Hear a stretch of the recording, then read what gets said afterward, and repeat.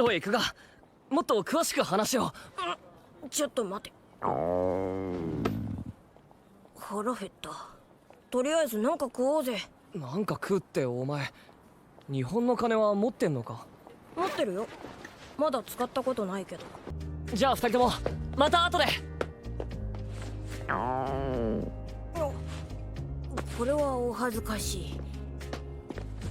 じゃあおさむくんが戻ってくるまで何か食べて待ってようか。だったらチカの好きなものがいいな。チカは何が好きだ？